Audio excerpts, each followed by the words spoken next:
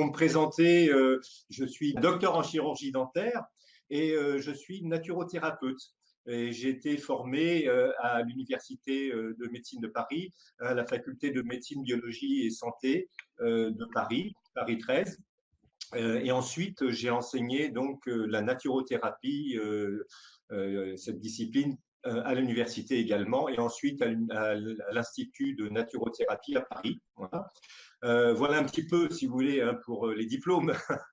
Je vais voir que ce soir, en fait, les diplômes n'ont pas beaucoup d'importance. En fait, ce qui est important, c'est un petit peu ce que j'ai vécu, je voudrais vous le transmettre, et ce qui m'a été donné de recevoir comme information, de façon à le transmettre au plus grand nombre. Alors, si vous le voulez bien, on va commencer par ce premier pilier, hein, qui est la cohérence cérébro-cardio-intestinale. Alors, cette méthode, en fait, est une méthode, comme c'est écrit dedans, dans le texte, c'est une méthode de mise en cohérence. C'est-à-dire qu'en fait, on pourrait parler en quelque sorte d'alignement sur un axe par rapport à trois grands centres. Et ces trois grands centres, je les ai découverts au fin fond de l'Amazonie, mais également à travers d'autres enseignants, hein, un maître mystique orthodoxe et un maître bouddhiste zen, qui bizarrement m'ont parlé de la même chose. Ce sont trois centres d'intelligence que nous avons tous en nous. Et ces trois centres d'intelligence se trouvent, bien sûr, au niveau du crâne, le deuxième se trouve au niveau intestinal et le troisième se trouve au niveau cardiaque. Alors peut-être que certains d'entre vous vont se dire « Ah mais oui, ça me dit quelque chose, j'ai entendu parler du fameux cerveau intestinal ». Eh bien, il s'agit de ça également, effectivement. Et puis pour d'autres, peut-être qu'ils ont entendu parler aussi de ce petit cerveau du cœur, hein, qui a été découvert il y a quelques années. Eh bien, également, ça rentre dans la pratique de la C3I. En fait, je me suis aperçu un jour, vraiment par, on va dire, par hasard, je me suis intéressé à enfin par hasard, dans toute ma recherche un peu de tous azimuts, pour essayer de comprendre ce qui m'arrivait et comment je pouvais le développer, eh bien, je me suis intéressé à une grande discipline, à un art, une philosophie qui s'appelle le taoïsme. Et je me suis intéressé au taoïsme ancien. Et un jour, je me suis aperçu que dans le taoïsme ancien, c'est vraiment très ancien, qui était encore antérieur à l'existence même de l'acupuncture, par exemple, eh bien, il y avait trois grands centres que les maîtres taoïstes utilisaient. Et ils appelaient ça des champs de cinabre, c'est-à-dire des champs d'information, d'intelligence qui étaient capables de transmuter les informations, hein, pour les élever et les élever à un autre niveau de compréhension. Et ces trois centres fonctionnent ensemble. Quand j'ai découvert ça, j'ai dit, mais c'est exactement ce que j'ai vécu en Amazonie, sauf qu'en Amazonie, il faut vous imaginer que j'étais en pleine forêt et que j'écoutais un chaman en train de secouer des feuilles, en train de chanter, et moi, j'étais en train de me dire, mais qu'est-ce que je suis en train de faire avec ma main, en train de me taper là, en train de me taper là, et de voir des choses qui sortaient. Donc à l'époque, j'avais du mal à comprendre de quoi il s'agissait, même si je le ressentais bien, quoi. Et bien des années après, voilà, j'ai compris de quoi il s'agissait. Et puis surtout, dans les années 2000, j'ai découvert ce que les chercheurs étaient en train de faire sortir, hein, au grand jour, c'est-à-dire bien sûr dans les neurosciences, tout ce principe du mindfulness, hein, de cette méditation laïque, hein, qui est si intéressante à l'heure actuelle, mais également l'apparition, hein, enfin, de cette connaissance du cerveau intestinal et cette importance qu'il a de communiquer avec notre cerveau du haut, hein, et d'être capable d'avoir un ressenti, de traiter des émotions inconscientes, hein, au niveau intestinal, qui sait exactement ce qui se passe, qui communique avec son microbiote, c'est-à-dire c'est sa flore intestinale, qui communique avec le système immunitaire et qui va envoyer les informations au cerveau. Et puis, troisième chose, c'est ce petit cerveau du cœur. Et là, je me réfère à l'Institut Ars-Mas, qui a découvert un petit peu cela. Et je me réfère également au docteur Servan Schreiber, qui, il y a quelques années, a amené cette connaissance d'une technique qu'on appelle la cohérence cardiaque, hein.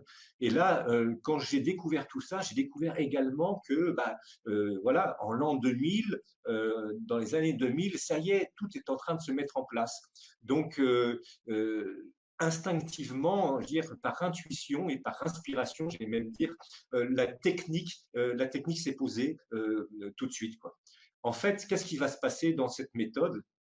Eh bien, il faut savoir que vous avez 3 types d'intelligence, comme on l'a dit, hein. L'intelligence du cerveau, hein, du cerveau du haut, on va dire, qui est une intelligence, on va dire, mentale, hein, si on peut mettre un mot, on va dire que c'est le mental, c'est-à-dire notre capacité cognitive, hein, notre cerveau émotif également, hein, notre cerveau de mémoire, celui qui va analyser toutes nos perceptions, nos 5 sens, pour en faire quelque chose, pour en donner, pour en créer une réponse, pour en créer une réalité qui nous est propre. Hein.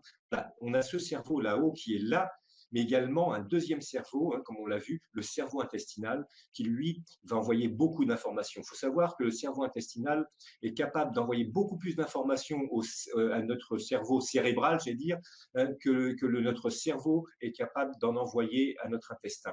Donc, vous dire l'importance de ce cerveau intestinal, hein, dont les neurones, qui sont exactement les mêmes au niveau du cerveau, hein, sont répartis sur l'ensemble de notre intestin.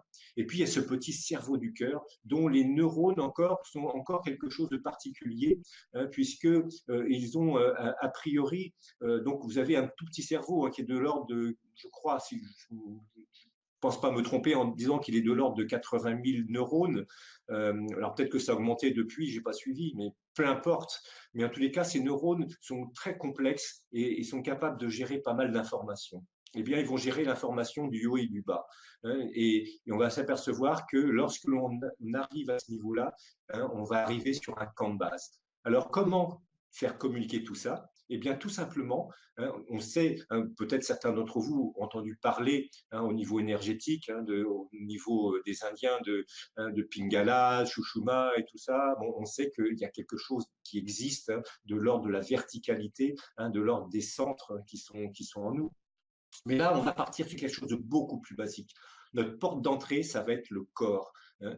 Et par quoi on va rentrer? Eh bien, par quelque chose, par une voie, hein, qui est extraordinaire. C'est un nerf qui s'appelle le pneumogastrique ou le nerf vague. C'est un nerf qui est très très grand, hein, c'est le plus grand nerf, hein, c'est la 10e, on appelle la 10e paire de nerfs crâniens, c'est-à-dire que c'est un nerf qui va passer et qui va nous permettre d'avoir l'information, hein, sur cet axe entre le cerveau, le cœur et les intestins, et bien entendu, hein, d'autres organes et d'autres zones de notre corps. Mais ce qui nous intéresse là, c'est cette communication qui va se faire entre ces 3 centres d'intelligence. Le nerf vague, c'est simple, c'est quelque chose qui va vous permettre, lorsqu'il est activé, eh bien, de vous déstresser, de rentrer dans un état intérieur beaucoup plus paisible, mais pas quelque chose de passif, hein, on va dire quelque chose qui est une paix active, c'est-à-dire que vous êtes capable d'être vigilant, mais d'être déstressé, hein, et d'être en harmonie, on va dire, tout votre organisme est relax. Donc, c'est le côté un petit peu frein, hein, de votre organisme, alors que l'autre côté, le côté orthosympathique, c'est celui qui va nous permettre de réagir, hein, de nous mettre en action, ou bien de réagir par rapport à un danger, par exemple. Hein. Donc, ces 2 systèmes fonctionnent avec des systèmes hormonaux différents, hein, et il est évident que notre façon de penser va agir sur l'un ou sur l'autre. Eh bien, dans la cohérence cérébro-cardio-intestinale, nous allons utiliser une technique qui va nous permettre de rentrer, d'activer ce nerf